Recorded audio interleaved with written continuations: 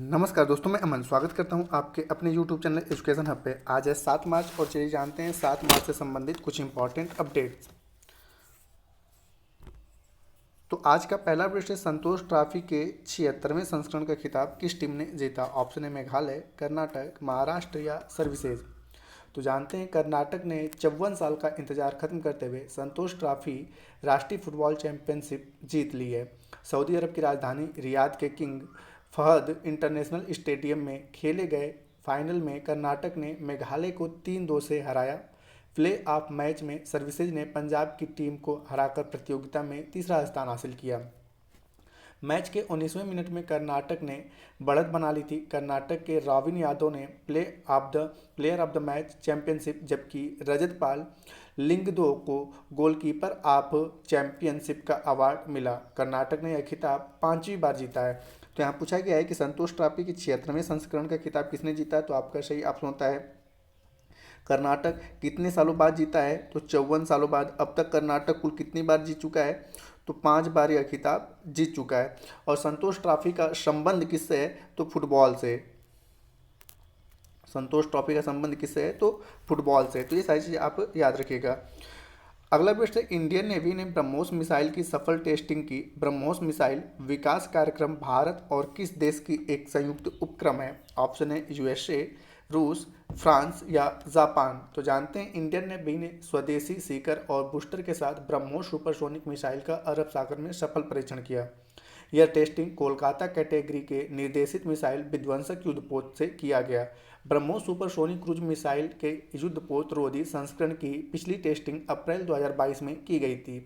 BrahMos aerospace private limited Bharat और रूस का एक संयुक्त एयरोस्पेस और रक्षा निगम है, जो मुख्य रूप से ब्रह्मोस क्रूज मिसाइल के निर्माण से जुड़ा हुआ है। इसकी स्थापना वर्ष 1998 में की गई थी। ब्रह्मोस की पहली टेस्टिंग जो थी वह वर्ष 2001 में की गई थी। तो अगर आपसे पूछा जाएगा कि ब्रह्मोस की पहली टेस्टिंग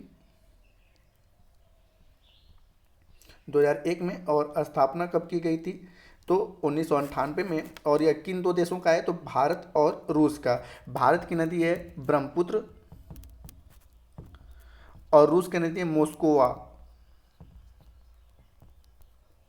तो इन्हीं दोनों के इन दोनों नदियों को मिला के इसका नाम रखा गया क्या? ब्रह्मोस।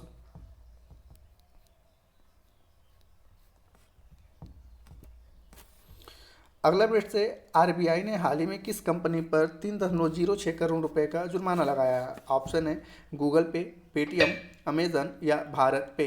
तो जानते हैं आरबीआई ने अमेजन पे प्राइवेट लिमिटेड पर 3.06 करोड़ रुपए का जुर्माना लगाया है। प्रीपेड से जुड़े कुछ दिशा निर्देशों का पालन न करने के कारण आरबीआई यह जुर्माना लगाया है। अमेजन के स्वामित्व वाली एक ऑनलाइन पेमेंट कंपनी है। एक प्रेस विज्ञप्ति में आरबीआई ने कहा कि कार्रवाई नियामक अनुपालन में कमियों पर आधारित है। तो यहाँ पूछा गया है कि आरबीआई ने अभी हाल ही में किस पे 3.06 करोड़ रुपए का जुर्माना लगाया? तो आपका सही ऑप्शन होता है अमेजन पे। और ये किस में चलता है, किस देश में चलता है? भारत में। तो भारत के अमेजन पे ठीक है आरबीआई ने यह जुर्माना लगाया है। अगला विषय है, शेष भारत यानी कि रेस्ट ऑफ इंडिया की टीम ने किसे हराकर प्रतिष्ठित ईरानी कप का खिताब जीता है? ऑप्शन है मध्य प्रदेश, उत्तर प्रदेश, हरियाणा या गुजरात। तो यहाँ पे शेष भारत यानी कि रेस्ट ऑफ इंडिया की टीम ने मध्य प्रदेश को हराकर प्रतिष्ठित ईरानी कप का खिताब अपने नाम कर लिया है। फाइनल मैच में शेष भारत ने मध्य प्रदेश को 238 रनों से हराया।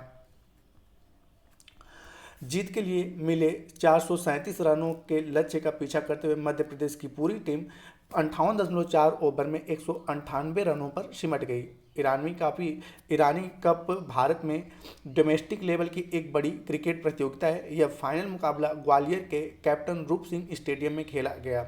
2022-23 का यह संस्करण ईरानी कप का 59वां संस्करण था। यह भारत में प्रथम श्रेणी क्रिकेट प्रतियोगिता है।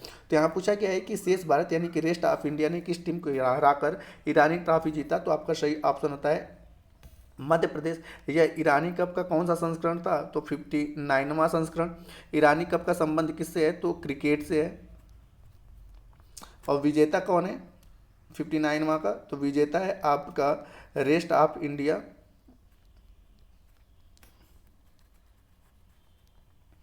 और उप विजेता है आपका मध्य प्रदेश। अगला प्रश्न, नौसेना कमांडो के सम्मेलन 2023 के पहले संस्करण का आयोजन किस विमान वाहक पोत पर किया जा रहा है? ऑप्शन है INS Mumbai, INS Shardul, INS Kolkata या आईएनएस विक्रांत। तो जानते हैं नौसेना कमांडो के सम्मेलन 2023 के पहले संस्करण का आयोजन भारत के पहले स्वदेशी विमान वाहक पोत आईएनएस विक्रांत पर किया जा रहा है। रक्षा मंत्री राजनाथ सिंह ने आज पहले दिन आईएनएस विक्रांत पर नौसेना कमांडो को संबोधित किया। कमांडरों का सम्मेलन पहली बार आईएनएस विक्रांत पर आयोजित किया जा रहा है। सम्मेलन के आगे के फेज में चीफ ऑफ डिफेंस स्टाफ और भारतीय सेना और भारतीय वायुसेना के प्रमुख भी नौसेना कमांडो के साथ वार्ता करेंगे। आईएनएस विक्रांत पहली स्वदेशी विमान वाहक पोत है। इसका निर्माण केरल के कोचीन शिपयार्ड लिमिटेड द्वारा किया गया था। तो यहाँ पूछा गया है कि नौसेना कमांडो के पहले सम्मेलन 2023 का संस्करण कहाँ पर आयोजित किया जा रहा है? तो आपका सही ऑप्शन होता है आईएनएस विक्रांत पर। अगला प्रश्न है, भारत ने किस देश के साथ अनुसंधान प्रौद्योगिकी और नवाचार सहयोग पर एक समझौता ज्ञापन पर हस्ताक्षर किया? ऑप्शन है जर्मनी, मैक्सिको, ब्राजील या इटली। तो जानते हैं भारत और मैक्सिको ने नई दिल्ली में अनुसंधान प्रौद्योगिकी और नवाचार सहयोग पर एक समझौता ज्ञापन पर हस्ताक्षर किए। इसमें विशेष रूप से aerospace, electronics, ocean science, biotech और हेल्थ केयर सहित कई प्रमुख प्रौद्योगिकी क्षेत्र शामिल हैं। इस अवसर पर विज्ञान और प्रौद्योगिकी मंत्री डॉक्टर जितेंद्र सिंह और मैक्सिको के विदेश मंत्री मार्सेलो एब्राड उपस्थित हैं। मैक्सिको एक उत्तरी अमेरिका के दक्षिण भाग में स्थित देश है, जिसके उत्तर में संयुक्त राज्य अमेरिका है और मैक्सिको की राजधानी मैक्सिको सिटी है। तो यहाँ पूछा गया है भारत ने किस देश के साथ अनुसंधान प्रौद्योगिकी और नवाचार सहयोग पर एक समझौते ज्ञापन पर हस्ताक्षर किया है? तो आपका सही ऑप्शन होता है बी, मैक्सिको। आज का अंतिम अपडेट है, प्रामेरिका लाइफ इंश्योरेंस लिमिटेड ने हाल ही में किसे अपना नया प्रबंध निदेशक यानी कि एमडी नियुक्त किया है? ऑप्शन है पंकज गुप्ता, अजय माथुर, योगेश सचान या पंकज अवस्थी। तो जानते हैं प्रामेरिका लाइफ इंश्योरेंस लिमिटेड ने पंकज गुप्ता को प्रबंध निदेशक और मुख्य कार्यकारी अधिकारी नियुक्त किया है।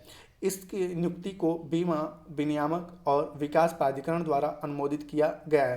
पंकज ने कल्पना संपत का स्थान लिया। इससे पहले Pankaj city group, ICICI bank और टीसीएस में वरिष्ठ पदों पर कार्य कर चुके हैं।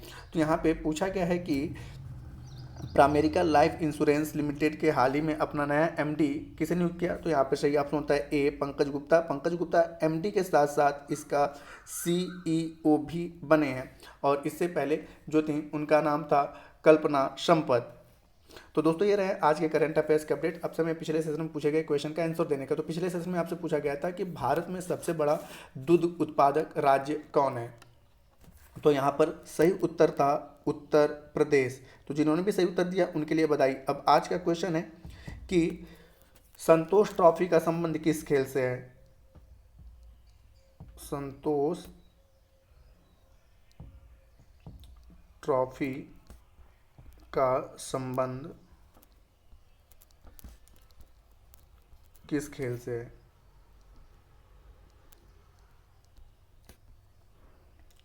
आप इसका आंसर हमें कमेंट बॉक्स में दे सकते हैं। आपके कमेंट का हमें इंतजार रहेगा। तो दोस्तों वीडियो पसंद आया तो वीडियो को लाइक करें, कमेंट करें तथा अपने दोस्तों के साथ शेयर करें और चैनल पर नए हैं तो चैनल को सब्सक्राइब अवश्य करें। इस पीडीएफ को प्राप्त करने के लिए आप हमारे टेलीग्राम से जुड़ सकते हैं, जिसका लिंक वीडियो के डिस्क्रिप्शन में दिया हुआ है। तो वीडियो के अंत तक बने रहने के लिए धन्यवाद। मिलते हैं जल्दी नेक्स्ट वीडियो में।